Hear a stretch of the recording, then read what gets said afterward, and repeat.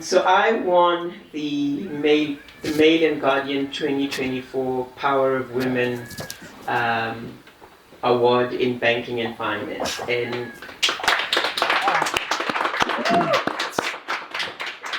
thank you. And what that essentially means is you get nominated. I still don't know who nominated me. So you get nominated.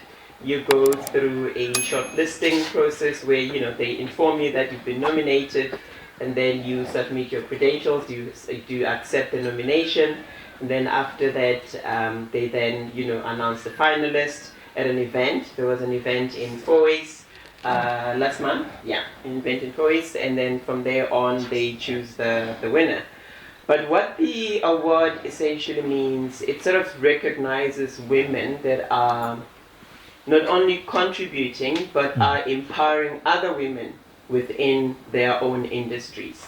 And that's in a nutshell what the award is about. There's various categories, there's various industries that they recognize, but it all depends on what have you achieved and what is it that you are doing to make sure that empowerment does take place, and what are you giving back to other people within the industry. So give us a sense of exactly how you manifest that in real, how you impact your area and people around you, or what you mentioned in a nutshell.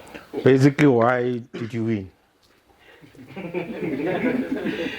So that's a good question, because I don't have the criteria that they were looking at, right? The only thing I can tell you is, when they asked me the various questions, and in terms of how I responded to the questions, and they asked me, I remember one of the questions was, what is your greatest achievement? And I looked around and I thought to myself, I've actually done quite a lot academically. I've achieved quite a lot academically. I'm a woman who's in a leadership position, so not only do I make sure that I bring other women and other girls along who are trying to make it in the industry, not only am I contributing from a communications perspective, because that's what I do, being that thought leader within the communications industry, but the main thing that I said was, I can give you a whole list from here to Timbuktu in terms of all the things that I do, not only to uplift women and contribute towards the industry and contribute towards society, but the greatest achievement is my children. And why do I say that is because I go home every single day to happy children, and that for me was just my greatest achievement. I can do everything to empower, to make sure that you give other women a seat at the table. You make sure that you mentor, you coach, but at the end of the day, home, like what you were saying earlier on, that you are your own person. By the time you leave, you are your own person. You are your own walking billboard. And if that billboard is broken by the time it gets home, then what's the sense of it all? So essentially that was my greatest achievement. And I suppose perhaps it could be that everybody listed all their academic achievements, right? Yeah.